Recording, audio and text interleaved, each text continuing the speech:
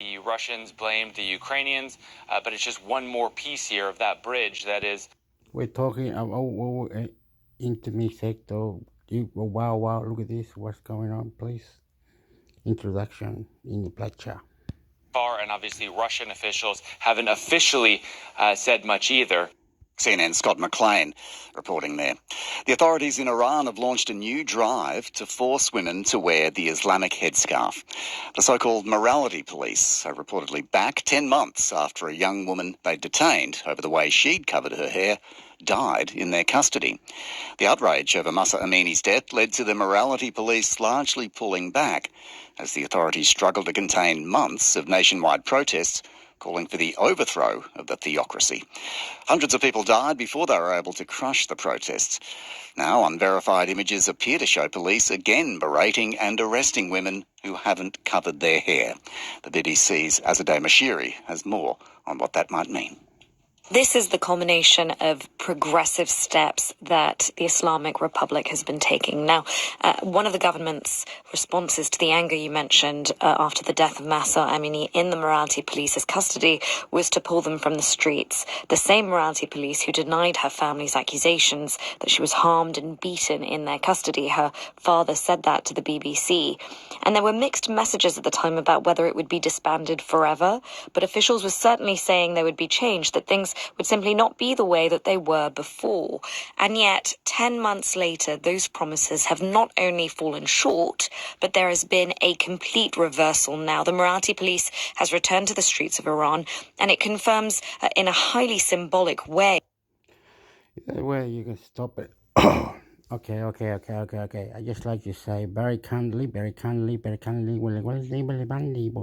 why are you running to another country? Why are you moving? Is your blown up, or your house where you live is all blown up, or where do you live? You live in a blown up house, do you? Or they blew it up for you, or the refugees has to move.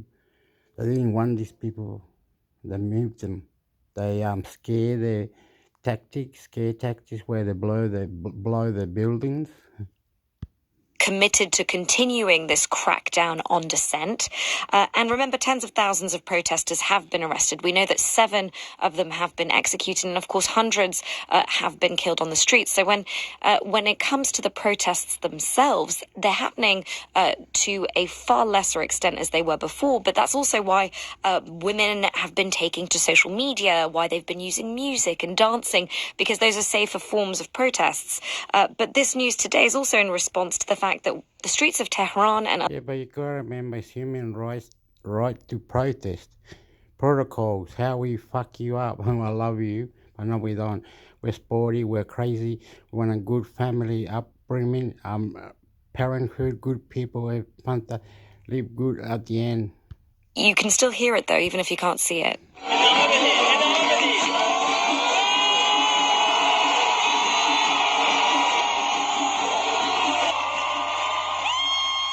So we're hearing protests still ongoing. I think it's worth, Azadeh, you just reminding us why the hijab is so important.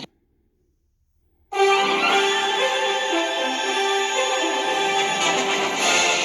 this one's like, you just gotta go. Other audit businesses, and to prohibit audit businesses from doing consulting. Although he hasn't said how much. Some of our donor partners who have committed themselves to provide budgetary support have... From a week-long trip to China. He says Australia and other donors took back offers and has accused us.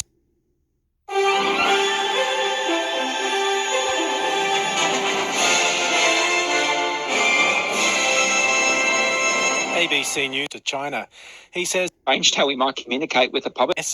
I'm going to dig in. He should follow what Dan Andrews has done. Mr Min says the trial is needed to ensure the cashless card technology works. Analysts warn a 2,000-word essay arguing either for or against an Indigenous voice to Parliament is not likely to resonate with many Australians.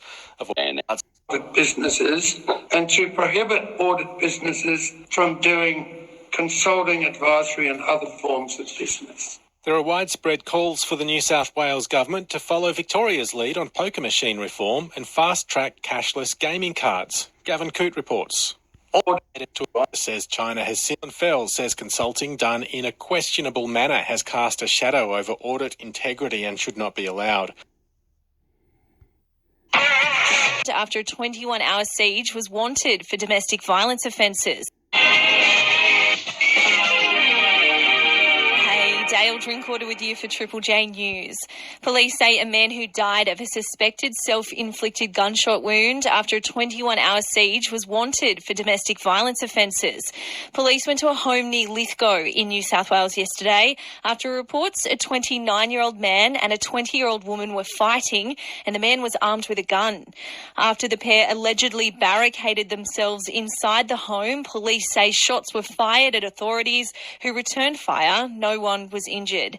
Acting Assistant Commissioner Scott Tanner says the man's body was found after the woman surrendered this morning. Approximately 8:50 this morning, a female has come out of the house and has surrendered to police. As a result of information from that female, police have made entry to the house and located a 29-year-old male deceased from what appears to be a self-inflicted gunshot wound. The Peak Renters Advocacy Group is calling for all states and territories to scrap so-called no-cause evictions after the South Australian government pushed ahead its rental reforms. Under the proposed changes, landlords won't be able to kick out renters without providing reasonable grounds for doing so. Executive Director of Better Renting, Joel Dignam, says renters across Australia shouldn't have to face a no-cause eviction. The inconsistent ABC News. Yesterday, after reports a 20 Drinkwater with the top stories. Police say a man who died of a suspected self-inflicted gunshot wound after a 21-hour siege was wanted for domestic violence offences were fired at authorities who returned fire. No one was injured. The man's body was found in Honiara after returning from a week-long trip to China. He says Australia and other donors took back offers to help prop up the budget gap. Manasseh Sok was a 29-year-old man and a 20-year-old woman were fighting and the man was armed with a gun. After the pair allegedly barricaded themselves inside the home, police say shots were fired at authorities who returned fire. Manasseh Sogavare, the man's body was found after the woman surrendered this morning. The Prime Minister of Solomon Islands has accused Australia and other donors of withdrawing budget support, but says China has since plugged the gap. Manasseh Sogavare has given a press conference in Honiara after returning from a week-long trip to China. He says Australia and other donors took back offers to help prop up the budget, leaving Solomon Islands in a predicament. And a woman who was attacked by a pack of dingoes on conference in Honiara after returning from a week. The Prime Minister of Solomon Islands has accused Australia and other donors of withdrawing budget support, but says China has since plugged the gap. Manasseh Sogavare has given a press conference in Honiara after returning from a week-long trip to China. He says Australia and other donors took back offers to help prop up the budget, leaving Solomon Islands in a predicament. ABC News. Hello, Melissa Brown with stories tested negative for infectious disease. Agriculture Victoria has confirmed at least ABC News.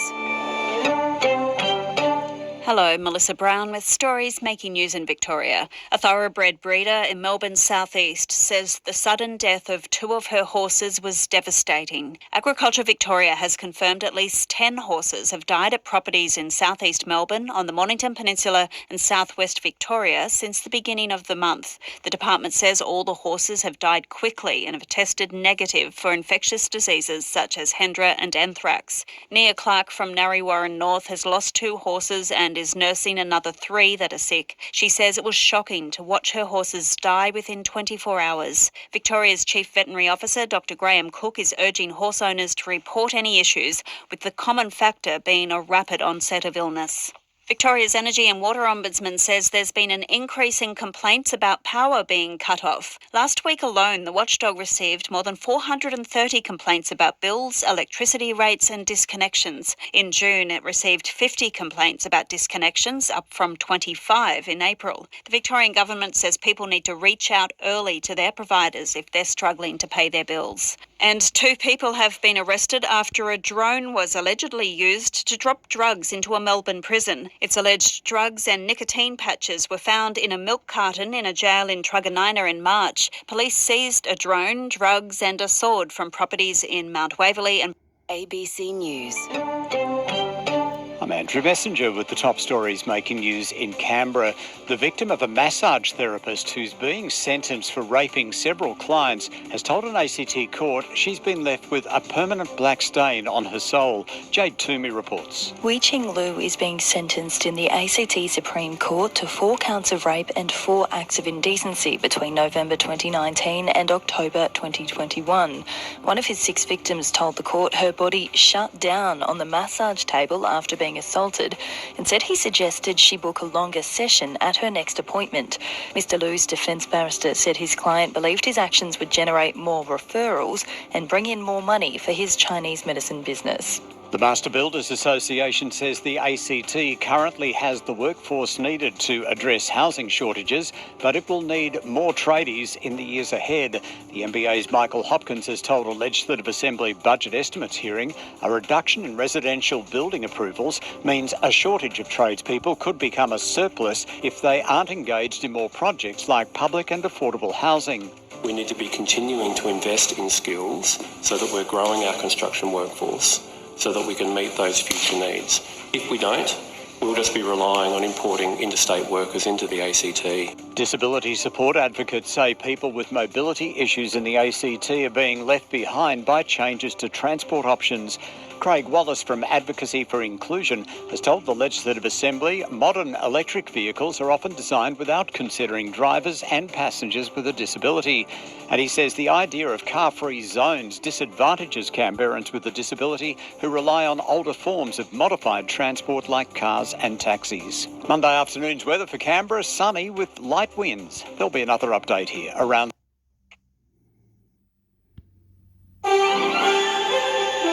Says it was a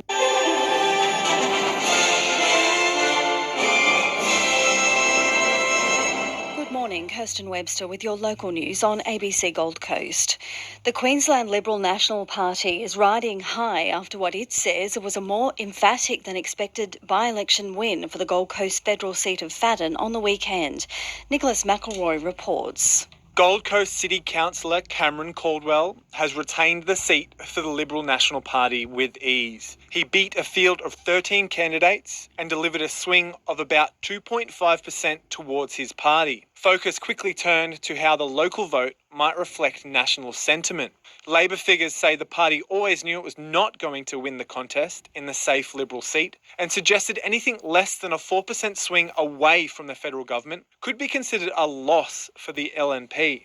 But coalition figures say the result exceeded expectations and accused the government of playing the politics of opposition. During his lying to the government or the opposition or other opposition. Anyway, they have to have someone on the other side of the table. What are they lying for? What are the politicals? victory speech, Cameron Caldwell vowed to lobby for more cost of living pressure. Cost of living pressure is real. We need to see something done, and that's what Fadden people were talking to me about as they went into the polls, and that's what I intend to continue to listen to them on and fight for them when I get to Canberra. Cameron Caldwell's election to federal parliament creates a vacancy for Division 4 of the Gold Coast City. But it's understanding, having good leadership, and the wife and the man, beautiful life, rich, famous. Council. Councillor Herman Vorster says the council will consider nominations from the community before appointing a replacement. We'll move swiftly to an EOI process which allows members of the community to put their name forward. I'm pretty excited about that process. It's like having 2 elections, and for a political tragic, that's great. Fire investigators are still working to determine the cause of a weekend 10th floor fire in Surfers Paradise, which forced and suggested anything less. It was like beautiful, and they could understand it. The men and women were laughing, carrying on and saying, but you were wrong, you were crazy. Oh, we did it right. Oh no, headache, wow. Politics in the court, justice, freedom, protest. Than a 4% swing, a 0.5% towards his party. Focus quickly turned to how the... I love you to grow. I love you to grow. freedom for the justice, freedom for the justice. Get out the government. Local vote might reflect national sentiment. Labor figures say the party always knew it was not going to win the contest in the safe Liberal seat and suggested anything less than a 4% swing away from the federal government could be considered a loss for the LNP. But coalition figures say the result exceeded expectations and accused the government of playing the politics of opposition. During his victory speech, Cameron Caldwell vowed to lobby for more cost of living pressure. Cost of living pressure is real. We need to see something done, and that's what Baden people were talking to me about as they went into the polls, and that's what I intend to continue to listen to them on and fight for them when I get to Canberra. Cameron Caldwell's election to federal parliament creates a vacancy for Division 4 of the Gold Coast City Council. Councillor Herman Vorster says the council will consider nominations from the community before appointing a replacement. We'll move swiftly to an EOI process which allows members of the community to put their name forward. I'm pretty excited about that process. It's like having 2 elections, and for a political tragedy, that's great. Fire investigators are still working to determine the cause of a weekend 10th floor fire in Surfers Paradise, which forced a man to jump between high-rise balconies to escape. Police have ruled the fire as non-suspicious after initially declaring a crime scene. The building was evacuated in the early hours of Sunday morning on Main Beach Parade, forcing 82 people onto the street. 4 people were taken to hospital for non-life-threatening injuries.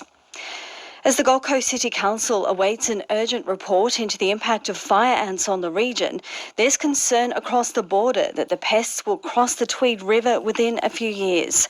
State and Commonwealth governments have agreed to an eradication funding package of $60 million, which is less than 2/3 of the $94 million spent on eradication last year. Jack Goff from the Invasive Species Council says too few people are aware of the consequences of fire ants and the restrictions designed to keep them out of New South Wales. We need to have a ramped up community engagement program. The New South Wales government needs to lead on that to ensure that when people are crossing that border, they're not bringing fire ants with them, now that fire ants are only 11 kilometres from that New South Wales border. Federal politicians will today finalise their arguments for and against the voice to Parliament before they are included in an official referendum pamphlet. The Electoral Commission will distribute the document to voters no later than 2 weeks before the vote on the proposed constitutionally enshrined Indigenous voice, which will be held in the last quarter of this year. Cabinet Minister Madeleine King says members from across the Parliament have contributed to the Yes essay. It's a long campaign and we have to keep being really positive about it, letting people know what the Voice to Parliament is all about. And what it is about listening to Indigenous people so they can get better results out of all the governments in this country to do a better job for them. The Gold Coast Titans have gone down to the Parramatta Eels in a 1-point thriller at Western Sydney Stadium. Eels halfback Mitch Moses made the difference with a field goal 5 minutes from the end when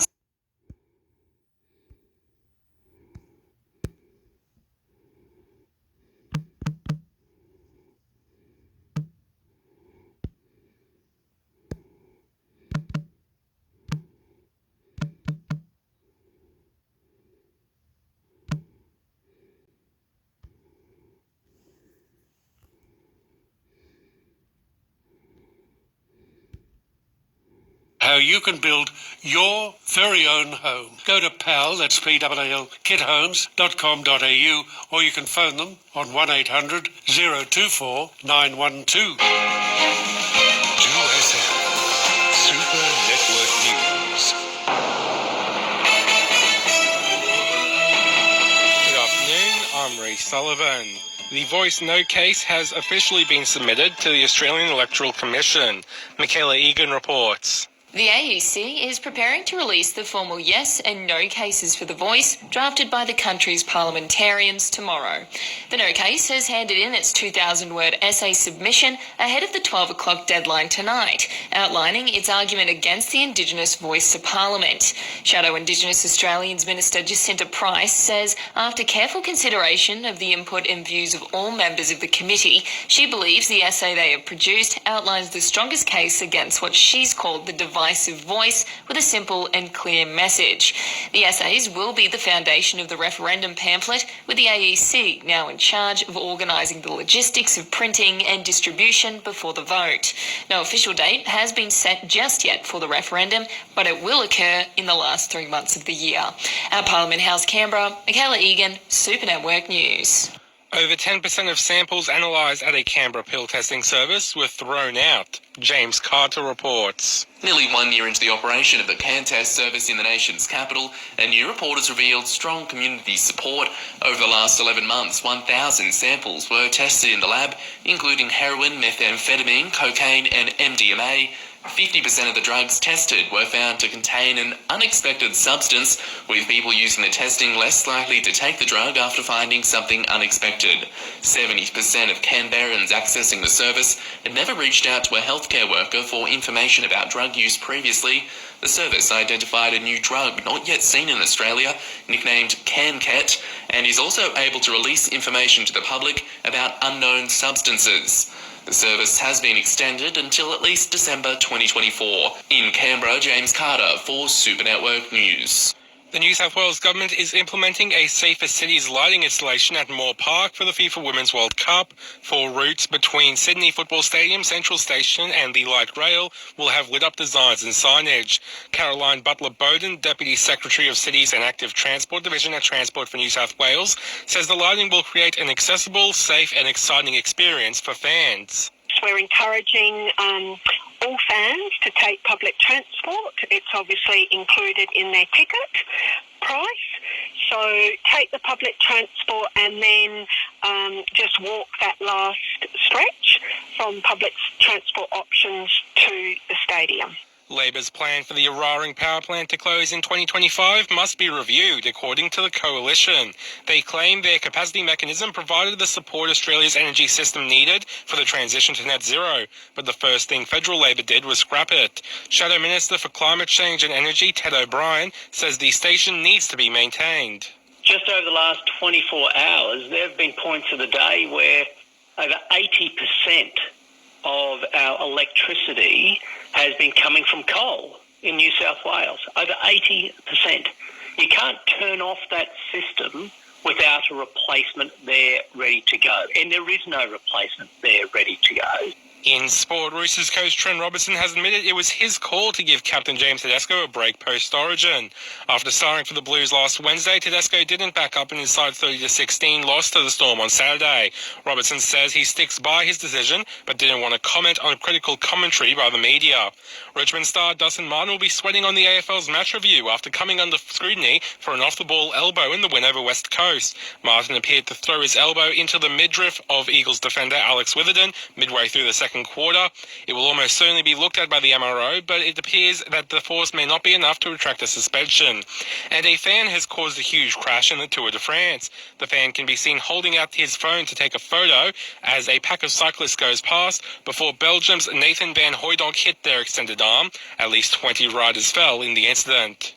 In finance, the Ordinaries is down 7 points at 7,510, and $1 buying 68.14 US cents. This is Super Network News. 2SM Sydney weather. Partly cloudy with a chance of showers, mostly sunny tomorrow with temperatures ranging from 9 to 21 degrees in the city, 3 to 22 in the west. Looking further ahead, partly cloudy Wednesday and Thursday, possible shower on Friday. At the moment, in the city it's 17, Bankstown 20, Penrith 18, Richmond 17.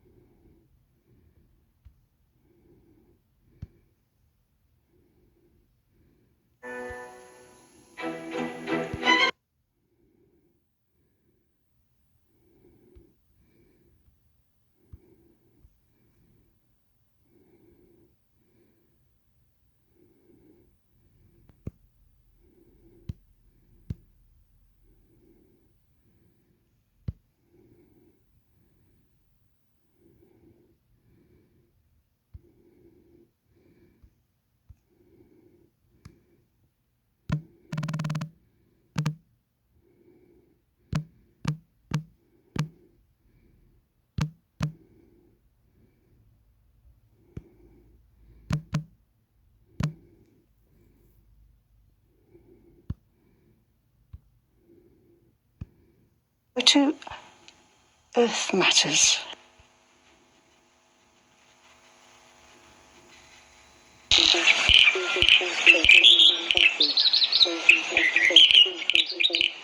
Welcome to Earth Matters, environment and social justice stories from Australia and around the world, produced in the studios of 3CR on the unceded land of the Wurundjeri and Bunurong people of the Kulin Nation, in Naarm, Melbourne, and going out across Australia on the Community Radio Network.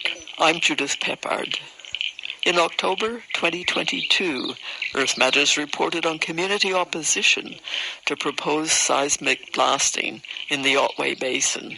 At that time, the community was concerned about a 3D seismic survey being proposed by TGS and Schlumberger. They're just starting to recover from whaling, and here's our federal government saying, yes, we choose resource extraction over protection of our native animals in their natural habitat. So it's about time that we are listened to and we are supported to implement solutions for country instead of these huge gas corporations taking, and not only taking from the First Nations and the Sea Country kin, but from the Australian people as well. Yaron Cousins-Bundle, Gunjit Mara woman and whale dreaming custodian, speaking to Earth Matters last October. Since then, more companies are seeking permission to do seismic surveys, or seismic blasting as it's more accurately described, in the Otway Basin. And Schlumberger has changed its name to SLB. Last Thursday, on July 13th, 2023, communities received the news that the national regulator, NOPSEMA, has accepted as complete the environment plan for the TGS-SLB Otway Basin 3D multi-client marine seismic survey. The environment plan is a massive 1,438 pages long and was prepared by a consulting firm in Perth. Communities have 30 days to send their comments to TGS-SLB, who will process them, determine which ones are relevant, and pass them on to NOPSEMA. Earth Matters has been speaking with environmentalists and people who live and work along the coast of Victoria and Tasmania. They're concerned about the impact the proposed seismic blasting will have on the Otway Basin, on the environment, the creatures, many endangered, that live in the ocean and depend on it to survive, and they're worried about how the livelihoods of people in the tourism industry and the fishing industry will be affected. Today we hear what's at stake and the actions people are taking to prevent more seismic blasting. First up, Louise Morris, Oil and Gas Campaign Manager with the Australian Marine Conservation Society. I began by asking Louise to describe the Otway Basin.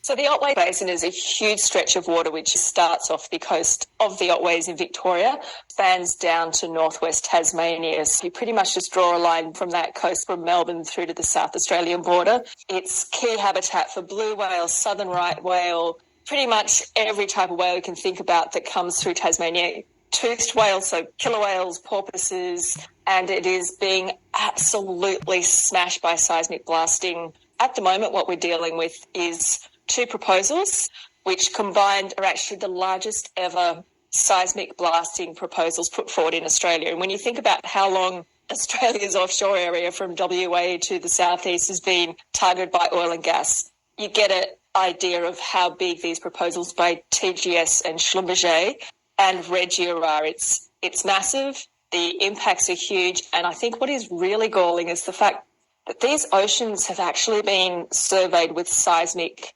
blasts before.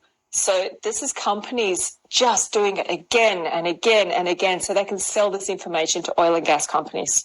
And these are multinational companies. All multinational companies. TGS and Schlumberger. It's now a partnership between TGS and Schlumberger, who now want to be known as SLB. So you've also mentioned Regia, Marine Seismic Survey. They've had a consultant who's been doing all of their public consultation, who's a private consultant who used to work for the regulator. So we've got The TGS Schlumberger Partnership and Regia, with these two massive...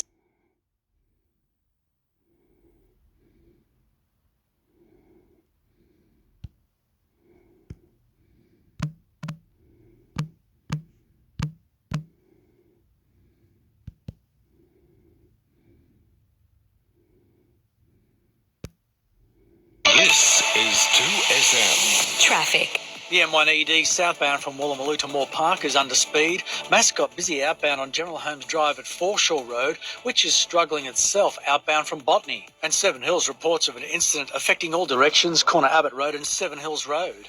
Could you evade capture for 21 days? In the new season of Hunted, the fugitives are smarter and hungrier. Get ready to run. 7:30 tonight on 10 and 10 Play. I'm Luke Germain. That's the latest traffic on 2SM 1269. Brain tumour, migraine, dementia. Have you or someone you love been touched by a brain disorder, disease or injury? Help the ones you love by donating to research today. Visit brainfoundation.org.au. As Australia's only national tile specialist, we're wrapped. You voted us number one. You want great prices, great range and awesome quality. Get all that and our lifetime warranty on tiles when you choose Beaumont's. Finance Easy understands that recent times may have been uncertain for business owners, and they'll make it scores developed that can predict whether or not you'll have trouble in the future. And our interest is dealing with, particularly in the context of Aboriginal and Torres Strait Islander Australians, whether or not we can apply genomics to understand the causes and consequences of conditions like diabetes, heart disease and cancer. And does this mean that people in the same family or descendants, people, they will have a better idea as to how these chronic conditions could affect them as well? Yeah, I think we already see this in many families. Often families will know, we've had trouble with heart disease forever, or we've had trouble with cancer, or we've had trouble with kidney disease. We certainly know that in many of these conditions, there is a family inherited component to the disease, but it's not the whole story, because the environment you live in, the risks that you have, the behaviours you have, the diet you have, your exposures to stress and worry can also influence the chance of you getting disease. But there is a way to understand what the genetic piece might be and then target the right treatments. But from my perspective, more importantly, get the right prevention to stop people getting disease in the first place. Yeah, and how did the idea for a centre focused on genomic medicine for First Nations people come about? Yeah, well, we've been working on a very large-scale study in South Australia for many years, focused on trying to understand genetic profiles and whether it accounts for why we see so much diabetes in Aboriginal communities. From the community's perspective, they wanted to know why people with diabetes, some are more likely to end up on dialysis or get end-stage kidney disease. So it was very applied to that story.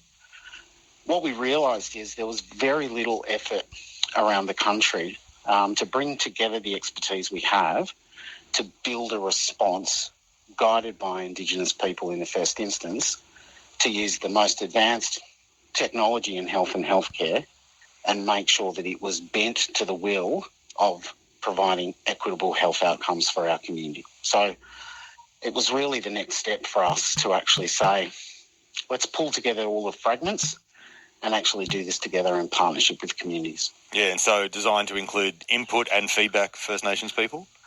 Yeah, absolutely. That's where it started. And the first step of this alliance, called Align, is actually to develop Indigenous leadership and governance in each of the states around the country where we will start our efforts. So we start with Indigenous people's voices, their control over the way we do things, and then we build into programs of healthcare and research into the years ahead. And so Align, as the alliance is being called, so it's made up of different groups with different specialities. So how will the alliance work together and produce these outcomes? Yeah, so it seems to be my task to try and keep everyone together. So that's that's for my sins of the past. You're ruddering the ship? Yes, exactly. So that should be fun. Basically, we're trying to bring together Indigenous people around the country, support them to understand better what this genomics agenda is and what the story is, Is there some and fear, find perhaps, ways in forward. some communities? If you sort of even I using think the there word is. agenda, sometimes it can strike fear into people. Yeah, I think there is, and I think it's appropriate and right for communities to ask questions about what is all of this genomics thing and what does it mean for me. Our job's to actually start those conversations and not just expect Indigenous people to hand over data of any description, but to have some form of agency or control over their own destiny in this genomics thing. It's the start of a bit of a journey, so thank you for speaking to us about it today, and best of luck with Align and also for the rest of the International Congress of Genetics.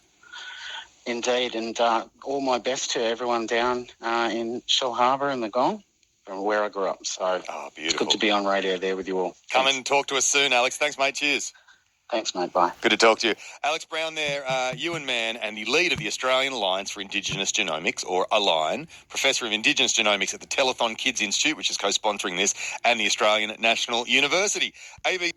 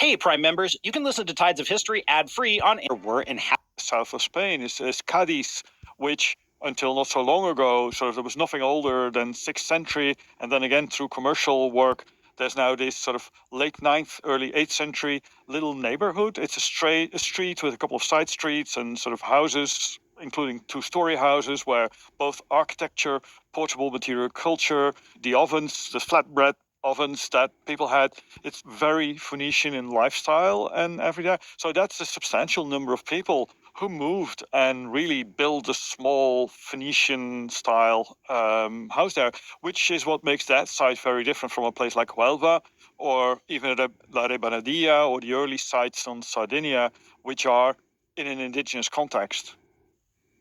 Okay, so let's talk a little bit more about that. What would indigenous Sardinian society have been like on the eve of it being integrated into a broader Mediterranean?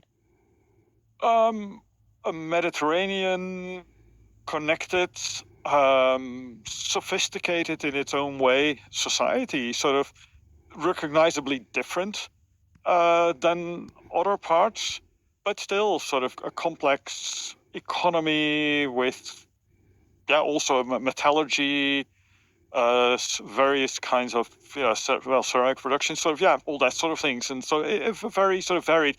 And also with the Bronze Age, Iron Age Sardinian society is known as Nuragic, with reference to the term nurage, plural nuragi, which are these large stone towers that still dot the island. There's it's about 7,000 of them are on the record on the whole island. 7,000? Yes, but a large number of those are not more than a single ring of stones. But there are also some really, really large ones. And for instance, the one that I've been co-directing an excavation, that stands 4 or 5 meters tall and has another 2 meters underground, 60 meters across. And that's the sort of central monument itself and then sort of settlement around it.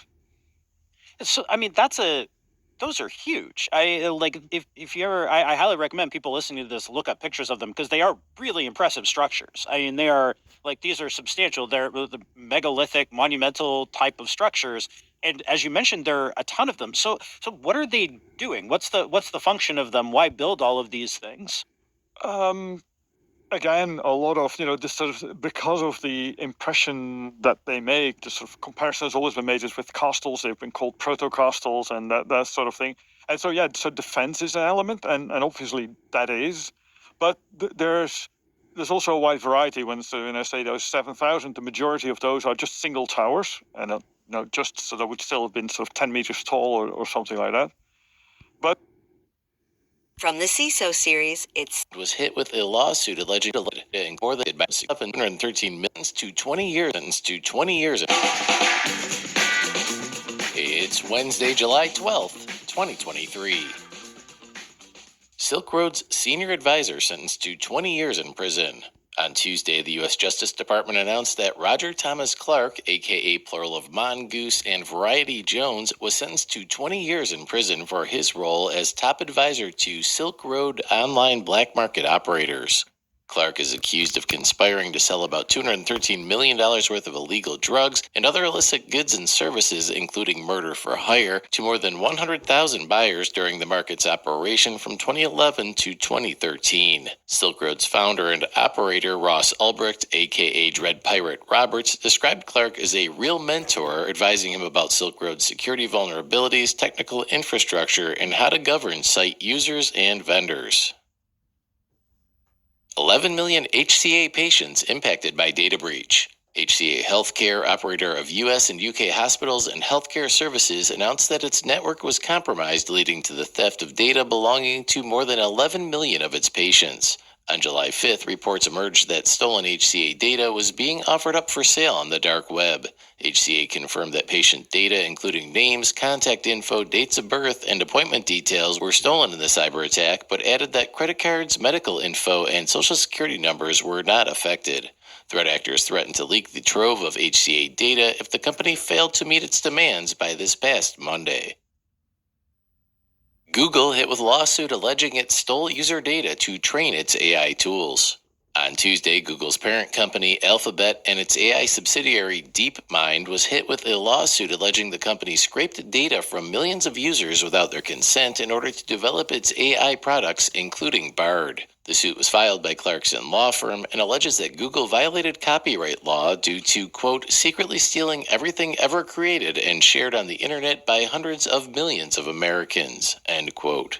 While Google's privacy policy explicitly states that the company may use publicly accessible info to train its AI models, attorneys at Clarkson say that publicly available does not mean the info is free to use for any purpose. The lawyers added that Google needs to provide people with an opt-out option. The suit is seeking a temporary freeze on commercial access to and commercial development of Google's generative AI tools. California resident charged with cyber attack on water treatment facility. A federal grand jury has indicted 53-year-old Rambler Gallo for intentionally causing damage to a protected computer. Gallo was an employee of an unnamed private company that contracted with Californian water treatment facility Discovery Bay.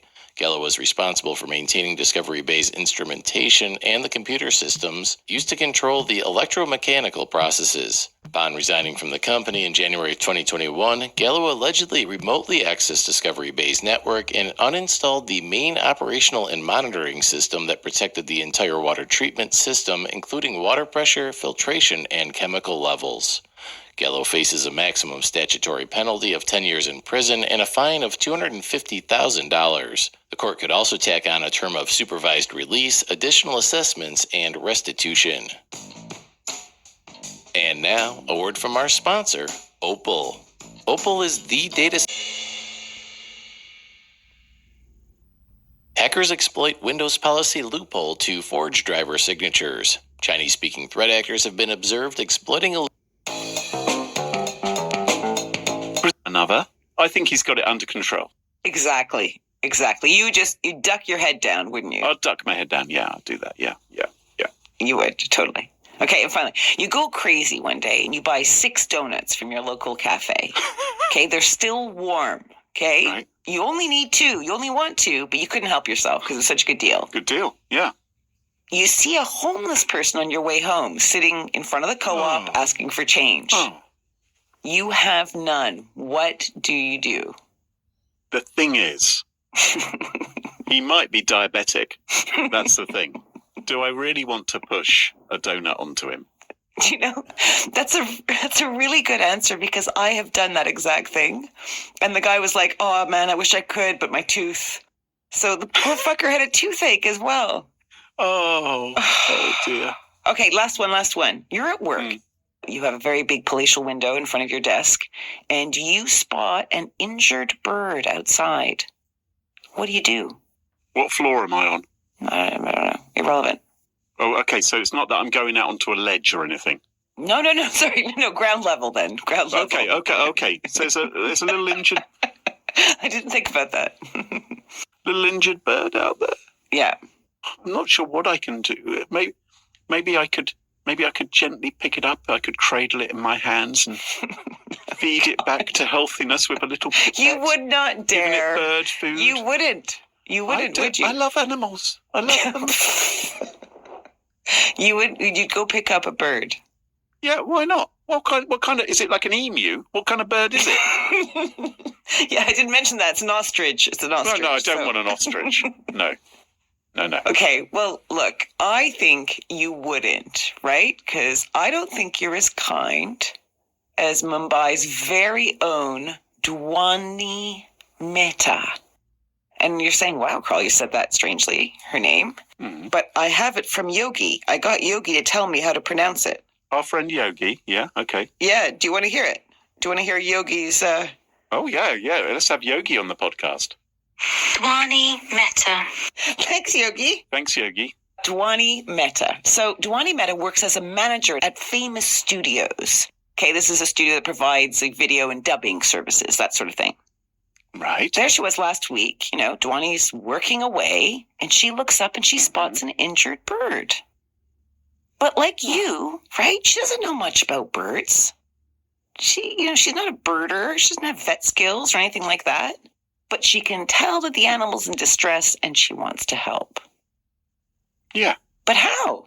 Well, she's not an idiot. She's not going to hug it to her breast and, feed it with pipettes or whatever you're going to do. She hits the web to find details of the local bird rescue org. Yes.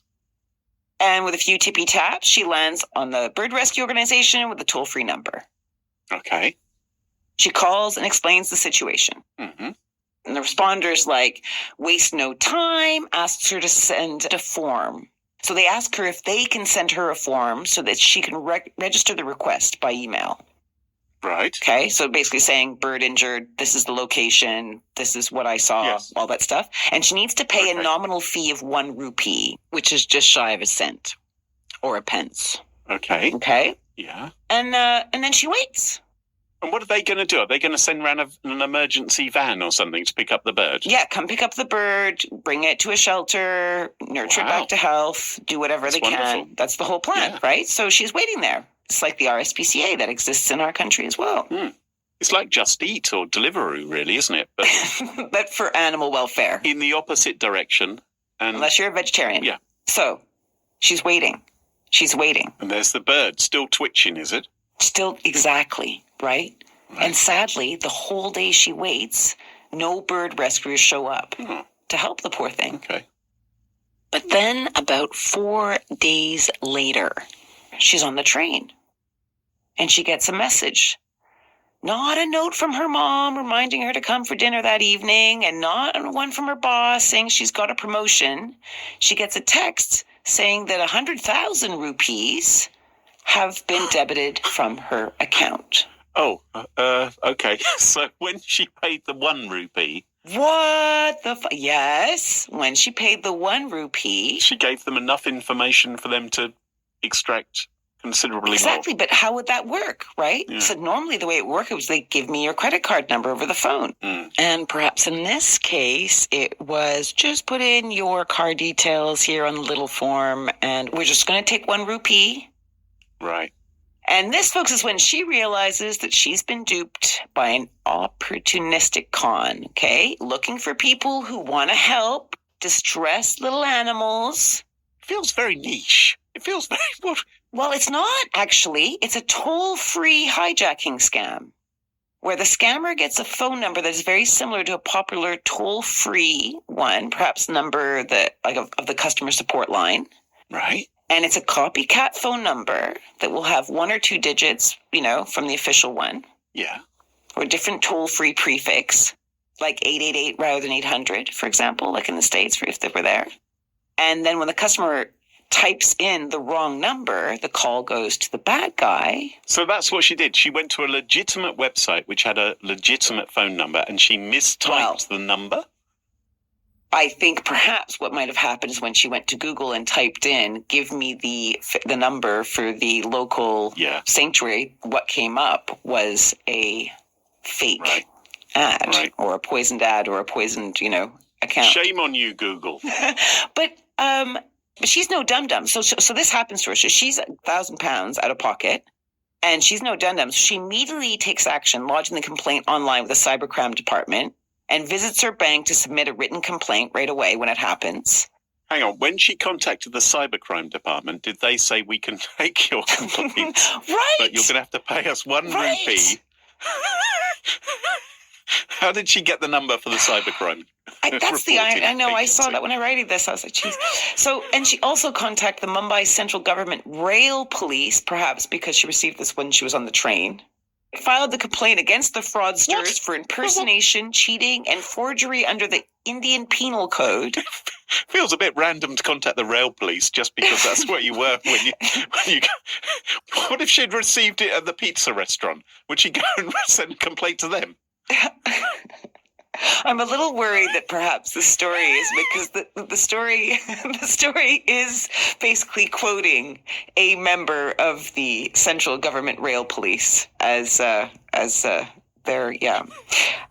but this officer said that they've written to the bank to obtain details about the account where the money was transferred, as well as to the cell phone companies. So they're on it. She hasn't got her money back yet then?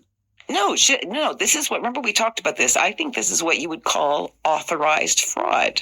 Oh, yes. Right? So it was fraud, but it was instigated by her. Yeah, she gave the permission. She handed over the details because she was duped. Yeah. And not that that's necessarily fair, and not that all banks follow those protocols, but there's a risk there. Anyway, so advice for do-gooders, like you, Graham, who runs after the Diana Rigg who drops her sweater. Yes. Be freaking careful when you dial phone numbers. That's the advice from AT&T. Right. Really. Don't dial the wrong toll-free prefix. Don't hit a number twice. Don't hit an adjacent number, because they're all waiting for you to do that, apparently. Jeez. And you're just trying to do a good thing. You're just like, oh, this poor little animal, I'm going to go out of my way to do something good. Do you think the bird was in on it? Do you think it was actually faking that it was hurt?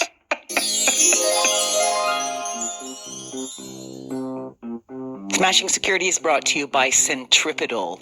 Centripetal is the global leader in intelligence-powered cybersecurity. The company operationalizes the world's largest collection of threat intelligence in real time to protect your company from every known cyber threat. Now available as a cloud-based deployment, Centripetal's Clean Internet service is a revolutionary approach to defending your assets from cyber threats by leveraging dynamic threat intelligence on a mass scale. The addition of AWS Clean Internet Cloud protects your enterprise whether on-premise, remote, or in the cloud, removing the need for a more costly cybersecurity infrastructure. Learn more about Centripetal's intelligence-powered cybersecurity solutions at smashingsecurity.com/centripetal. That's CENTRIPETAL. And thanks to Centripetal for sponsoring the show. Now, there's some big news from our sponsor, Collide. If you are an Okta user, they can get your entire fleet up to 100% compliant. How do they do that, you're asking yourself? Well, if a device isn't compliant, The user can't log into your cloud apps until they fix the problem. It's that simple. Collide patches one of the major holes in zero trust architecture, which is device compliance. Without Collide, IT struggles to solve basic problems like keeping everyone's OS and browser up to date. Unsecured devices are logging into your company's apps because there's nothing there to stop them. Collide is the only device trust solution that enforces compliance as part of authentication, and it's built to work seamlessly with Okta. The moment Collide's agent detects a problem, it alerts the user and gives them instructions on how to fix it. If they don't fix the problem within a set time, they are blocked. Collide means fewer support tickets, less frustration, and most importantly, 100% fleet compliance. Visit collide.com/smashing to learn more or to book a demo. That's KOLIDE.com/smashing.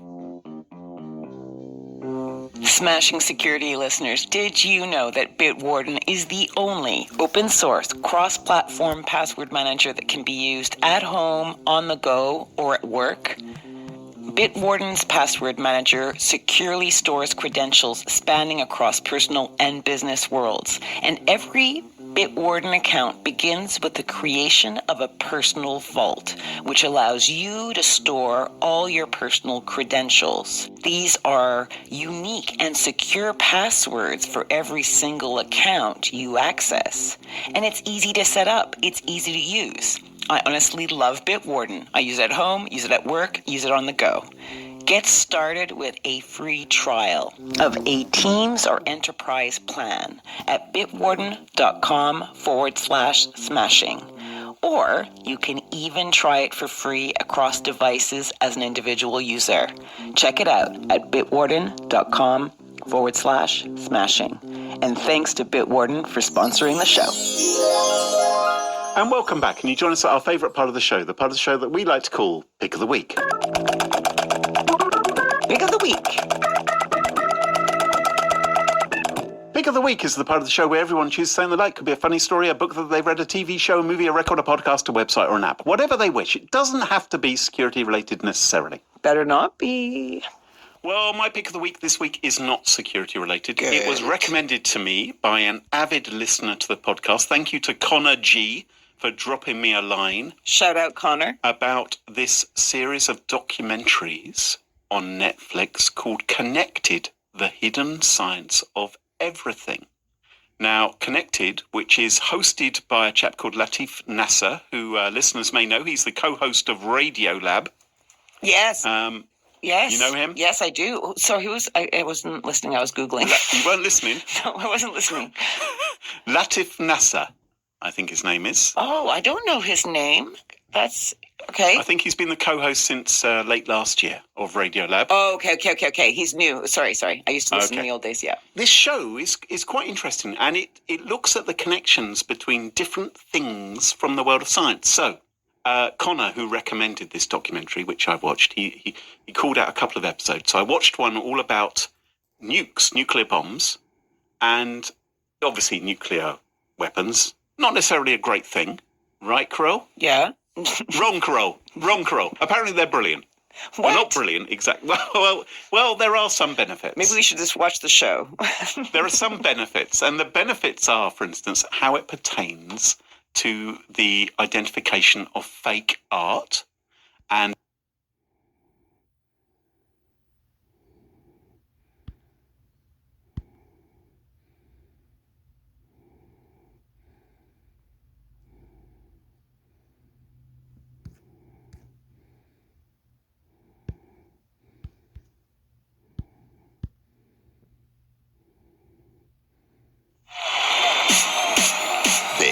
some interest as well, and it is against Spain on Saturday night.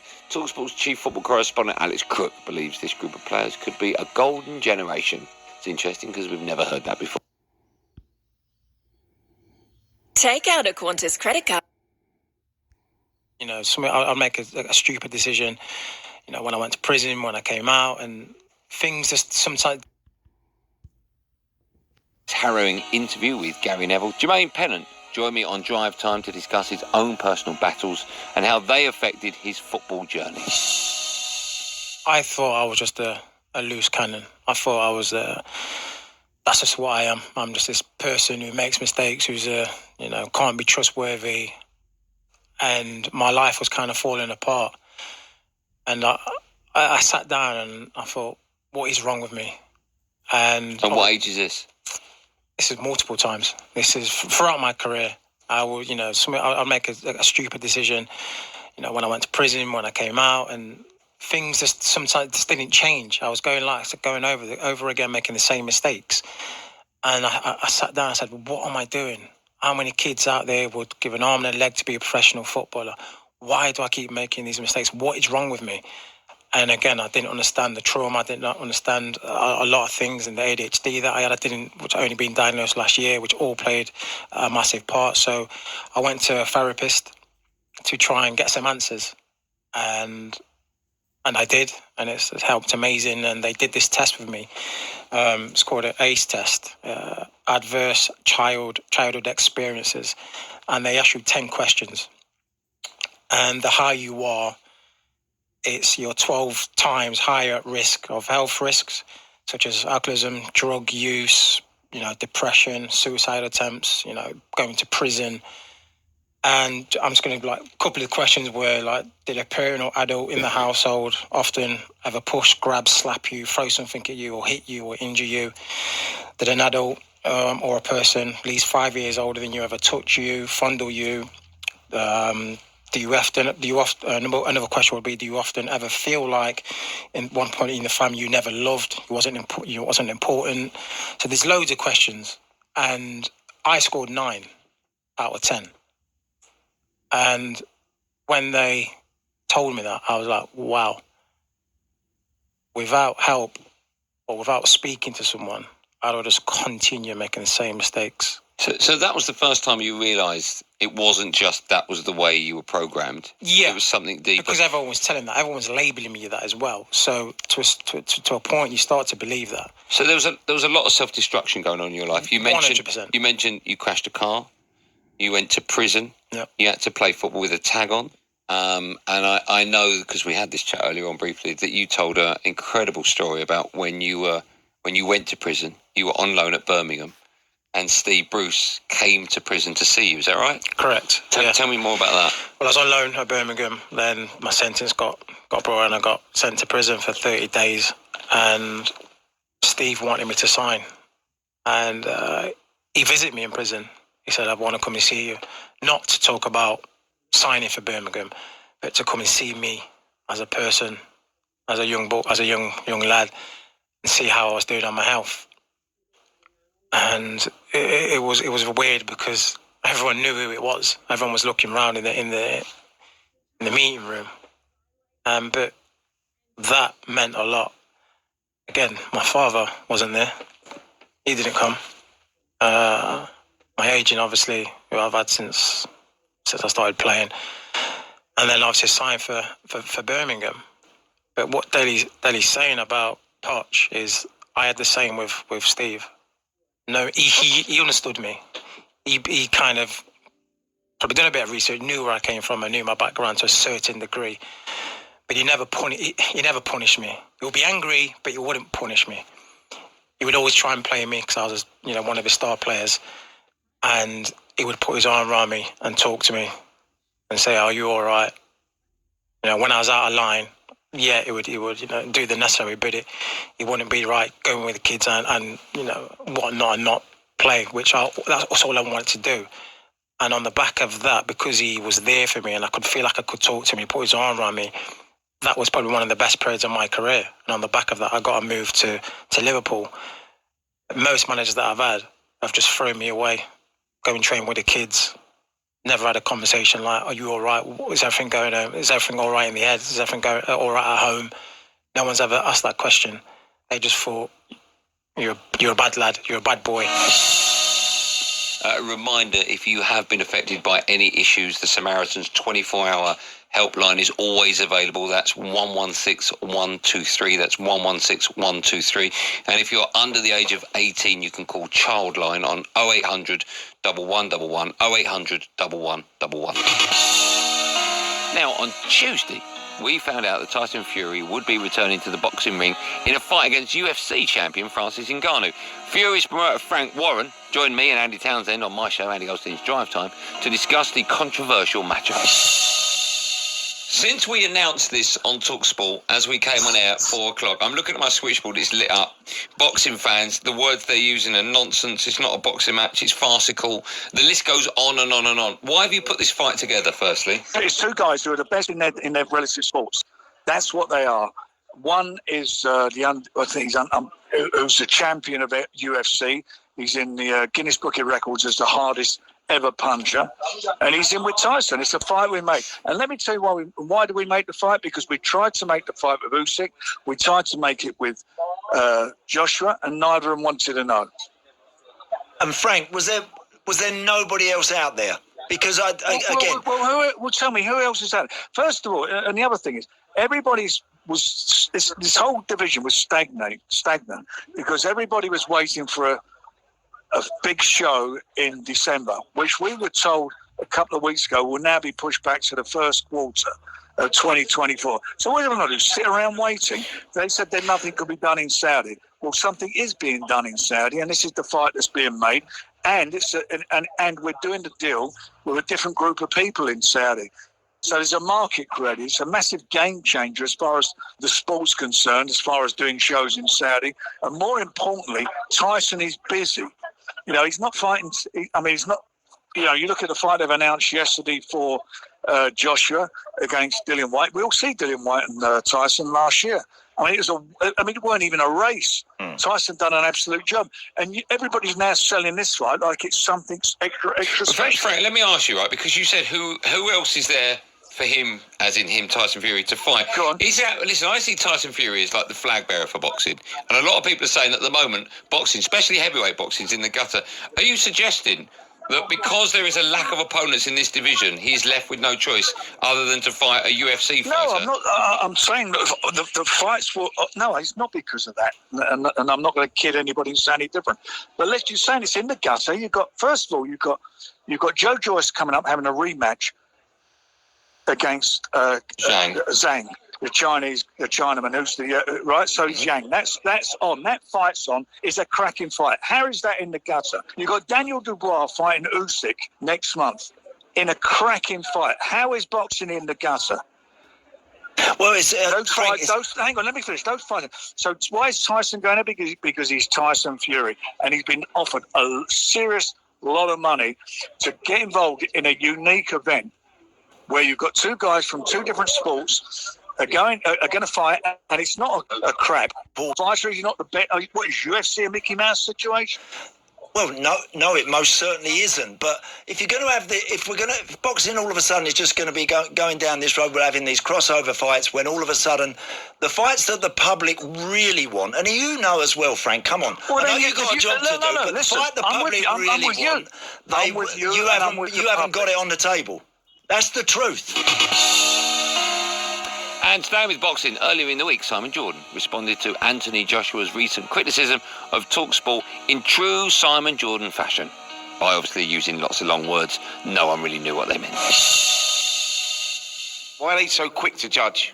Well, on saying like, where's the killer instinct gone? Where's that old AJ gone? Why do they? There's two elements of it, in my opinion. Now we'll just keep it factual. One is just general haters. And the second one is people who want me to do better, and I love that. So it's what it is. But let's be clear on what it is as well. There is let's call it an attack on my name, especially on. A reminder: if you have been affected by he's left with no choice. Mixed martial arts fighters who've taken out professional licenses and gone on to fight for titles. Yeah, but Frank, it's just you've been around the business a long time. I know you feel passionately. Boxing's been your life. Still stuck on you.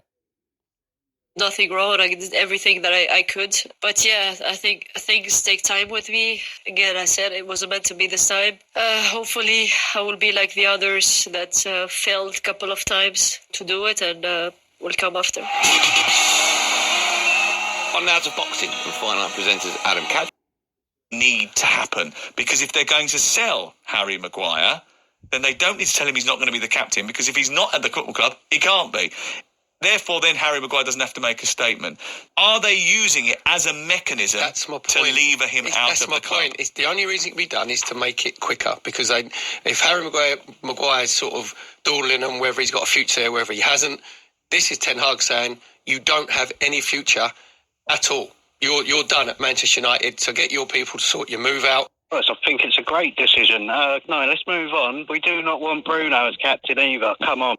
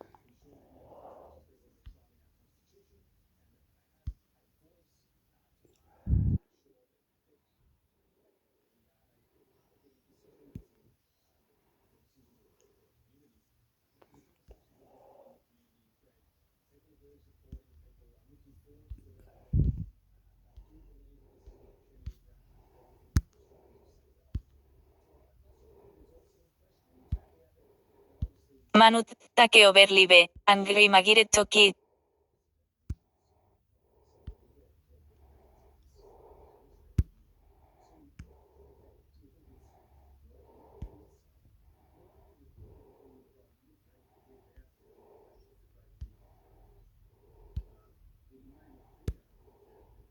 Mana takeover live. Angry Maguire to quit club. Onana to sign. Glazer family delay decision mirror online. Manchester United will soon seal their second summer signing, with keeper Andre Onana joining from Inter Milan. Barring any dramatic late twists, a deal for the Cameroon international will be confirmed on Monday, replacing the departed David DG. Buteric Ten Hag will still pursue the signing of Japanese keeper Zion Suzuki from Urawa Red Diamonds as backup. The Dutch boss also made a ruthless move on Sunday, stripping Harry Maguire of the captaincy for next season. The centre-back now looks certain to leave the club, with West Ham his most likely destination. It's now 237 days since the Glazer family put United up for sale, but still fans wait as to find out whether Sheikh Jassim bin Hamad Al Thani or Sir Jim Ratcliffe will be taking over. And amid mounting frustration, supporters have taken to social media to call for a boycott of club sponsors until the issue is sorted out. Keep up to date with all of the major updates from Old Trafford throughout Monday right here. 7:46 Fraser Watson, Isemi, Onana deal to be completed. Andre Onana is set to travel to England to complete his transfer to Manchester United after receiving a phone call from Erik Ten Hag. Onana is set to sign a 5-year contract after receiving assurances from Ten Hag that the deal was on track to being completed. It is believed a deal, close to £50 million 43 meters, which includes around £5 in add-ons, is set to be agreed. Read the full story here. 7:23 Fraser Watson, fans angered by Glazer delay. It's now 237 days since the Glazer family announced their intention to sell up at Old Trafford, but there are still no new owners at Man United, and as Sheikh Jassim and Sir Jim Ratcliffe continue to wait, fans have now taken to social media to vent their anger at the US family. Many are urging a boycott of Adidas merchandise, including the new United kit, until a sale is completed. 6:57 Fraser Watson. Angry Maguire ready to quit Man United. A furious Harry Maguire is finally ready to leave Manchester United after Eric Ten Hag stripped him of the captain's armband. According to The Sun, the defender was left angry, shocked and upset when he was told of Ten Hag's decision. A furious Maguire will now push for an exit from the Red Devils as he knows his time in Manchester is over. Read the full story here. 6:37 Fraser Watson. Good morning. Thank you for joining us again and following what is set to be another busy day of news from Old Trafford. 1959 Felix Keith. That's your lot.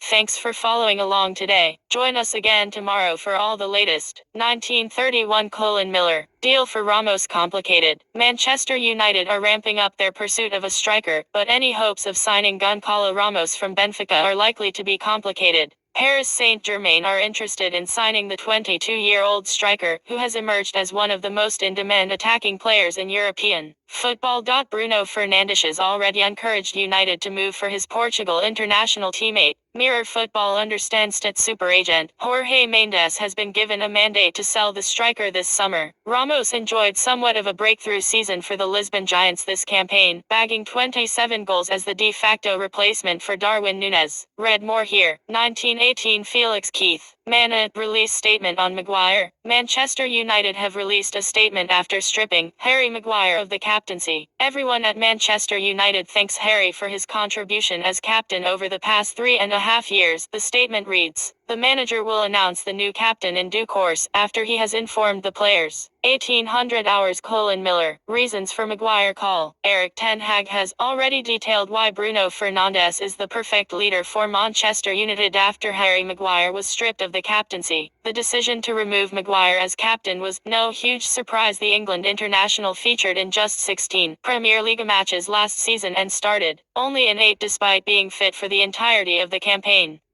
Under Ten Hag, he had fallen down the pecking order. Rafael Varane and Lisandro Martinez had established themselves as the preferred central defensive partnership, with Victor Lindelof and left-back Luke Shaw also selected in the position ahead of Maguire, whose future at Old Trafford is now under question. Read more here. 1734 Alex Richards. More on Maguire captaincy change. Harry Maguire has wished his successor as Manchester United captain every success after being unceremoniously dumped by Eric Ten Hag. The England defender confirmed on Sunday that he will no longer wear the Red Devils armband after talks with the Dutchman. It plunges Maguire's Old Trafford future into even further doubt after a season where he not only lost his first team place, but made just 8 Premier League starts. Unwanted by Ten Hag, Maguire has fallen to 5th choice in the pecking order at centre-back, behind not only first-choice pair Rafael Varane and Lisandro Martinez, but also Victor Lindelof and left-back Luke Shaw, whom Ten Hag prefers at left-sided centre-back over his international colleague. Read more here. 1714 Kieran King. Evans training with United. Johnny Evans has been training with United as he looks to maintain his fitness following the expiration of his contract at Leicester. The Northern Irishman has been without a club since leaving the Foxes last month and has been linked with a surprise move to Tovton and a free transfer. But while Evans gets confirmation of a move elsewhere, he has travelled up to Carrington to keep fit and sharp ahead of the new season. According to the Manchester Evening News, Evans has been training with the United team for the past week as he considers his options for the 2023-24 campaign.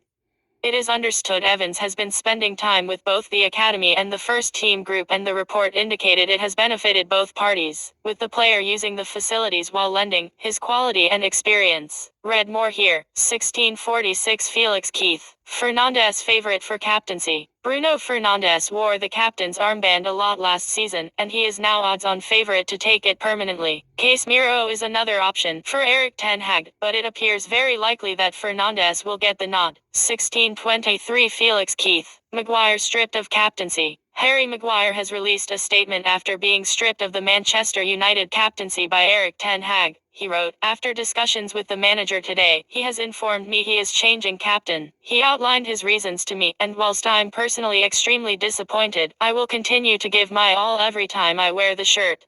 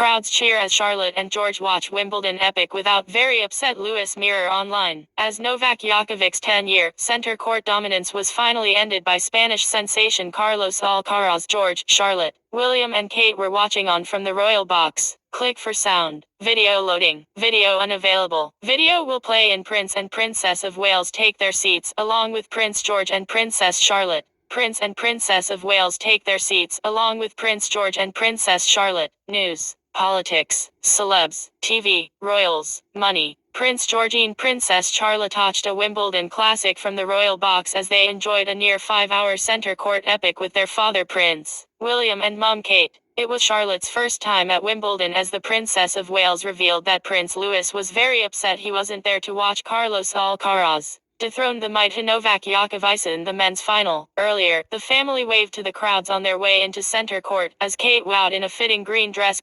designed by Roland Morit, and the princess beamed and applauded both finalists later as she took to the court itself to present the trophies. William and George both sported smart suits, with lively Louis, 5, not yet old enough to be courtside. The children sat in the royal box alongside their parents to see Spanish sensation Alcaraz finally end Djokovic's record-breaking 10-year center court dominance. Kids are usually banned from the royal box, but for a few years now, an exception to the rule has been made for royals. Carlos Alcaraz receiving his trophy from Kate after a thrilling final. Image app. They weren't the only royalty in attendance. Felipe V, the King of Spain, also watched the 5-set thriller and was thanked for his support by the new Wimbledon champion. Speaking to Ella Ottaway, children, young people and families coordinator at Wimbledon, Kate said, "It's Charlotte's first time. George came last year. They've been eagerly watching. Charlotte, you've been getting to grips with the scoring, haven't you?" Louis was very upset he wasn't coming today. Princess Charlotte and Prince George loved their day at Wimbledon. Image, Tim Mary / Daily Mirror. Before the match, the royal party all shook hands with officials after crossing the VIP bridge. Before George and Charlotte were given gifts to remember the day, the youngsters were both handed goodie bags as they were greeted following their arrival at SW19. This is excited Princess Charlotte's first visit to the iconic tournament, with George visiting last year, the moment a new center court king was crowned. Image, Neil Hall / Epa F / Rex / Shutterstock. Wearing a flowing blue dress, Charlotte held her mom's hand and walked ahead of George and her father to reach the players' lawn and greet staff and police dog. Stella, the Princess of Wales, the royal patron of the All England Lawn Tennis Club, returned for a second time this weekend after consoling Tunisia's Ons Jabeur on court after yesterday's defeat to Marketa Vondrasova. The 41-year-old has been a regular this summer and had a rain-hit visit on the tournament's second day when she took shelter under an umbrella as she was watching British number 1 Katie Boulter. Every year Kate hands out the tennis trophies to the champions at Wimbledon, and this afternoon was no exception. She smiled, applauded and may have offered some words of comfort to the defeated finalist after today's showdown. Former champion Djokovic had been going for an 8th Wimbledon title and 24th Grand Slam, and both would have been record-equaling feats, but his young Spanish opponent had other ideas. Kate seemed equally happy to congratulate the new king of SW19 as she chatted to him while handing over his winning trophy. Kate was caught up in a gust of wind on the VIP bridge. Image, Stephen Locke / iMages. Carlos Alcaraz stunned the crowd by defeating the champion. Image, app. Both triumphant Alcaraz. Whoa, Carrera, oh sorry. Djokovic got done on the finals by the Spanish player.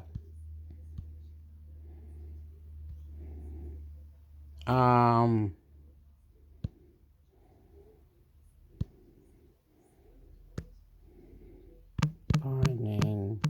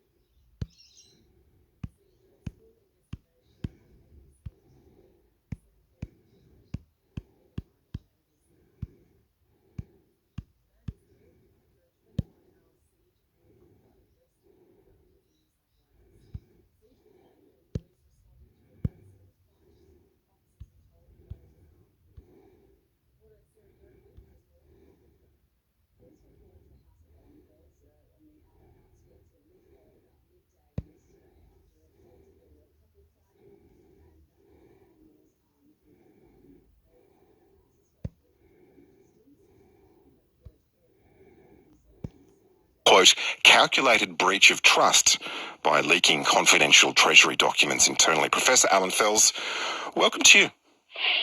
Thanks very much, Andy. In what ways are the audit and consulting arms of the Big Four blurring the lines in a way that's not good for business or society?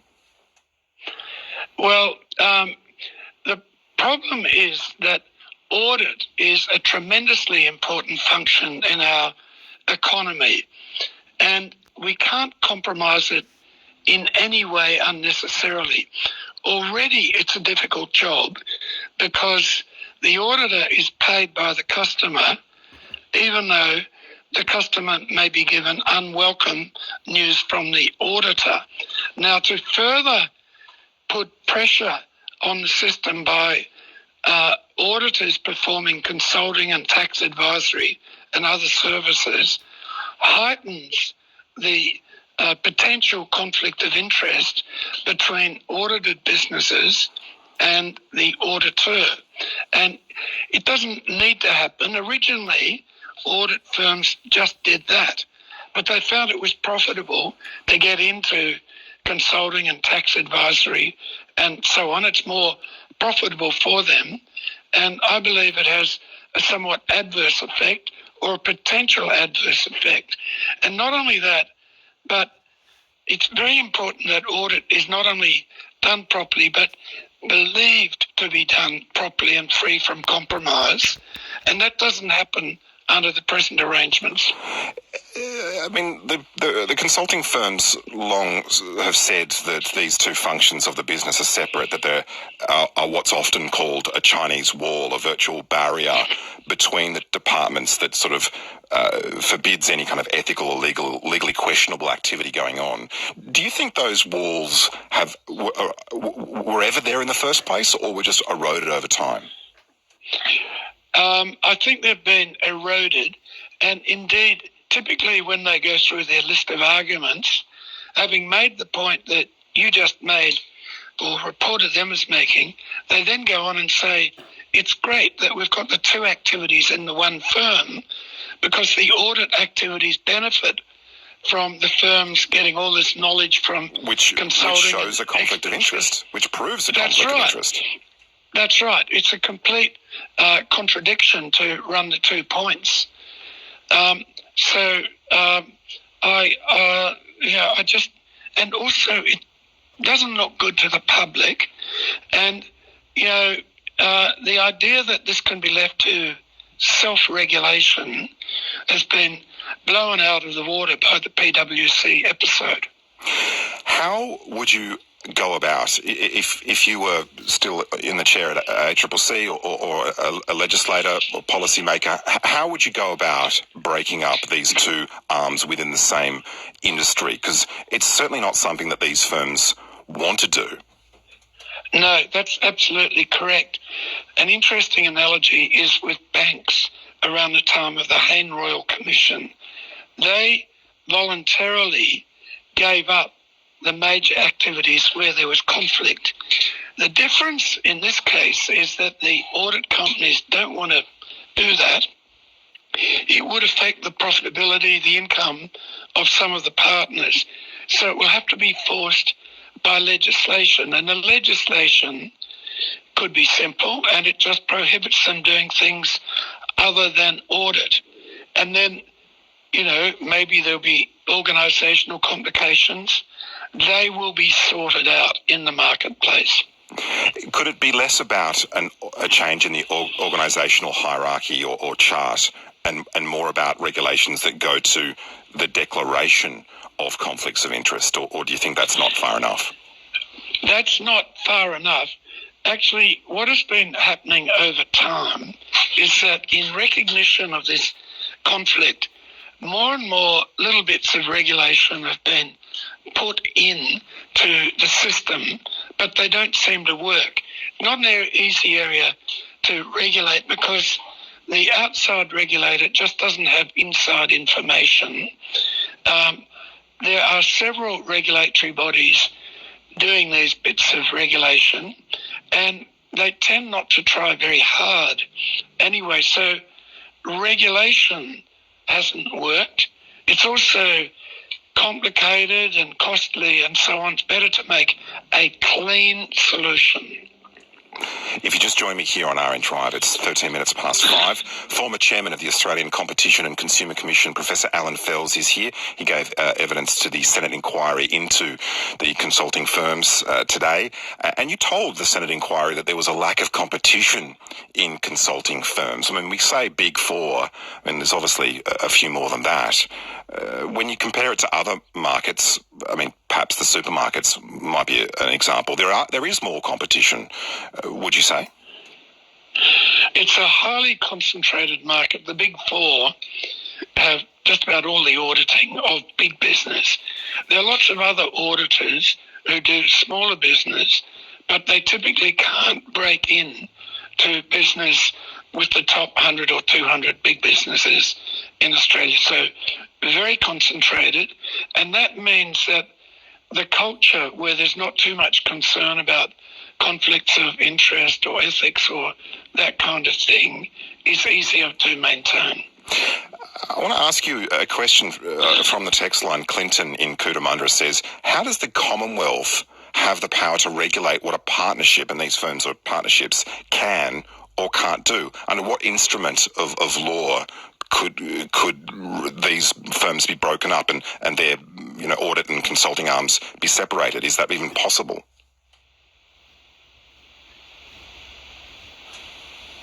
Sounds like we've lost Professor Alan Fels. He's the former chairman of the Australian Competition and Consumer Commission. I'll just see if I can't get him back on the line. Stay with me. Hello, this is Andrew Ford. Very happy to be back in the music show chair. Coming up in the next few weeks, the music of Chopin and also the music of William Byrd, who died 400 years ago, a Catholic in Protestant England. Not only that, but Marcia Hines. And we're going to be looking at the music of the 1970s. All on the music show each weekend here on RN. Hi, I'm Marta Dusseldorp, here to tell you about my new dark comedy, Bay of Fires, about moving to a new town. We have to get you out right now. We're going away for a while. A surprise holiday. A tiny place that's not what it seems. We have a visitor in town. From the writer of Jack Irish. This so doesn't feel like a holiday. Award-winning Marta Dusseldorp in Bay of Fires. Sunday nights on ABC TV and ABC iView.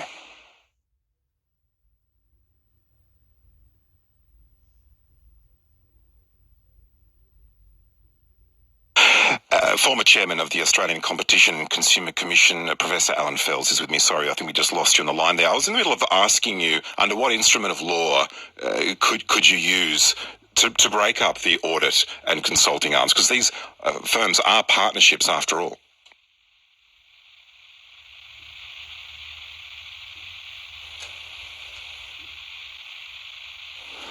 Doesn't sound like we've got the professor there.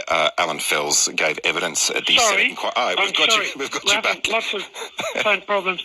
It's not covered by the corporation's power, but the power to regulate interstate trade and commerce is there. So that would cover it. Right. Deloitte Chief Executive Adam Powick gave evidence as well today after you. He says there's a lot of competition in the consulting industry and that every bit of work that they tender for is a competitive process. Do you think he's telling the truth there? No, I mean, it's not true. That is, the big four have 95% of the market share of all big business auditing. And without having illegal behaviour, they have a similar culture, which means they don't really compete. They're four lookalikes, and the competition is quite marginal. If it were more serious, you'd see big ups and downs in the profits of the partnerships, and that doesn't seem to happen as far as we can see. Their profits just keep surging. Senators Deb O'Neill and Barbara Pocock have also focused on the sort of large salaries of senior partners during today's hearings. Is highlighting the pay packets of these people in the public interest, do you think? Absolutely. After all, it does happen now with big business. Big business now has to publicly disclose information about salaries paid to people at the top, and that is a healthy development, and it should apply to these partnerships, especially because they do so much work paid for by the public. Unfortunately, we're out of time. Professor Alan Fells, former chairman of the Australian Competition and Consumer Commission, I do appreciate your time. Thank you. Thank you, Andy. It's 17 minutes past 5. You're with Andy Park. This is RN Drive.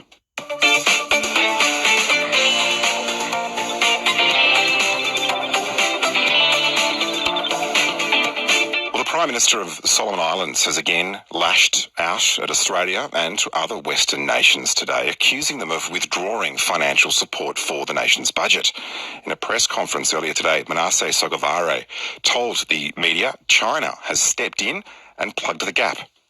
I'm glad and really delighted to announce that the People's Republic of China has stepped up and committed itself to meet this shortfall by providing the budgetary support that is needed for 2023. Prime Minister Sogavare was vague on just how much money China has promised Solomon Islands. It comes days after he inked a raft of deals on a week-long trip to Beijing, including a controversial policing agreement. Dr. Meg Keane is the director of the Lowy Institute's Pacific Islands program. Meg, what's your assessment of this? I mean, Prime Minister Sogavare can be a canny and, well, you might say sly political operator, and is known for, well, you know, backroom deals or at least getting his way. What's your assessment of this latest edict from him? Well, it's a big claim he's making there. He talks about the need to plug gaps, and really there's two aspects of this, development assistance and security. He is making a claim that the gap being left is because Australia has withdrawn its budget support, and there's no evidence that that has occurred. So last year we put in $40 million in budget support, and tens of millions have been dedicated for this year. And talking with people at DFAT, it doesn't seem that there is any indication that that has happened, nor has there been a cut to the aid program. However, there are budget shortfalls. He's correct there. They are struggling after COVID to provide basic services, and he is about to go into an election early next year. So China has been providing funds and may well have committed more funds, but I think one has to be careful about what he means by that gap. And as I think we're going to discuss, there is also his concerns about security gaps in policing. And again, the region and Australia has provided substantial policing support. At the moment, there is a Solomon Islands International Assistance Force in his country that is made up of Australia, New Zealand, Fiji, and Papua New Guinea. So he is getting policing support to deal with the gaps that were evident from the riots last year. In addition, he's got the Chinese there, and that is what is causing concern. Yeah, so Prime Minister Sogavare attacked Australia over its criticism of an agreement allowing Beijing to extend its presence, its police presence there until 2025. Let's take a listen. The narrow, cohesive diplomatic approach of targeting China-Solomon Islands relation is, and I want to use this word, unneighbourly. There you go, unneighbourly. Strong words from Manasseh Sogavare there. What might Australia be so against this agreement? I mean, is it just an unfounded fear, a sovereign interest? What might it be? Well, I think the claim of being unneighbourly is a bit extraordinary. It's not just Australia, it is the region. There is a regional policing agreement in place by the Pacific Island Forum leaders. So that's all the leaders of the Pacific Islands. It's called the Bikatawa Regional Agreement. And basically it says if there's a domestic problem and you can't deal with it with your own police force, family comes first. You will call on the Pacific Island family to assist with dealing with that security incidents or the security unrest in your country. So that is the agreement. And what Australia and the rest of the region is saying is, are you changing that? are you now also having China as the preferred security partner? And furthermore, what's concerning Australia and I guess the rest of the region is if you have Chinese policing alongside Australia, New Zealand, Fiji, Papua New Guinea, all the rest of the region's policing, is it compatible? Can it come together well to deal with security? And what is of concern is we don't even know really in any detail what this agreement is. So if you're going to ask the neighbors to come and help, and if there is unrest, and you've asked somebody else, I think one has to be transparent about the security arrangements and how it's going to work. One has to wonder whether Prime Minister Sogavare is trying to benefit from the tensions between the West and China by playing a both-sided approach. I don't believe it would be the first time. Well, what's your view? Well, of course, and it's actually been working quite well for him. The aid to Solomon Islands has never been higher. So once he switched to China, he got more aid from China than he had been getting, or the country had been getting from Taiwan. And there has also been an increase in aid and assistance by Australia, but other development partners, and that would include Korea and a whole raft of other partners. So this playing off and leveraging geopolitics is certainly a game that Prime Minister Sogavare likes to play. It has worked out well for him in the aid area. I don't think it will work so well in the security area. People will not like this game. It goes against regional agreements, and it does create tensions in the region.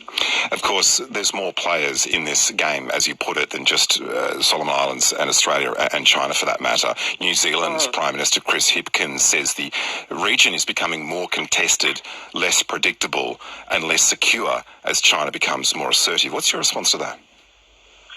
Well, I think he's right, and it's not just him who's saying it. There's multiple leaders' declarations, Pacific Island country leaders' declarations, that have said that this is a more competitive, contested, crowded region now as geopolitics ramps up and comes into the region, and there's vying for influence and for access. So that is certainly true, and if we have China coming into the security area with a very different security approach to Western governments, then that, of course, will cause tensions. Dr. Meg Keane is the director of the Lowy Institute's Pacific Islands program. Thanks so much for your time. Thank you. It's coming up to 25 minutes past 5. Sarah Dingle with PM is on in 5 minutes. You're with Andy Park. This is RN Drive.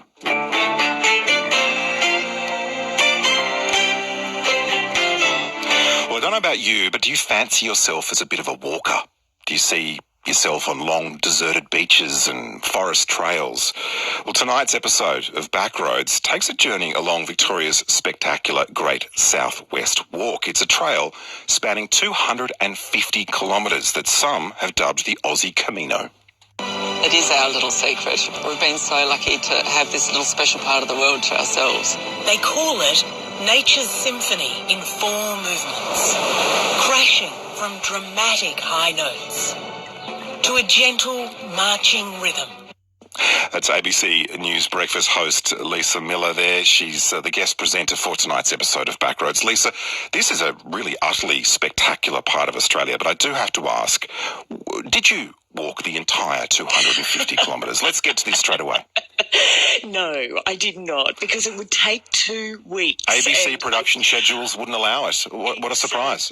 Exactly. And also imagine carrying all the camera gear and all the rest of it. So we dipped in and out of it, but we went to all of the wonderful spots, and I walked with different people along the way. So the cliffs and the sea and the beaches and the river and the forest. It is quite an extraordinary part of Australia that I'd never seen before. And when they came to me, when the Backroads team said, "Hey, do you want to do this story?" I looked at it and said, that's like a holiday that I would book for myself. It is so wonderful, and I got to do it for work. Blisters and all.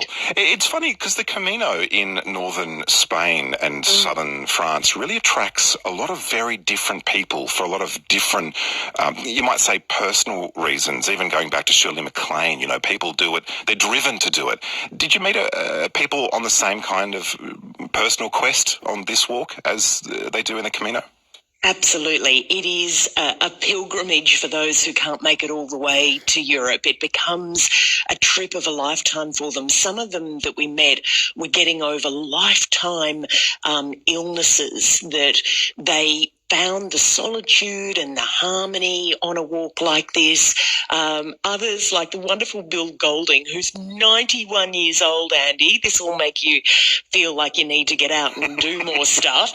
He's been looking after parts of the track for the last 40 years, and he still gets out with the hoe and clears it and makes sure it's right for the next lot of walkers who come through.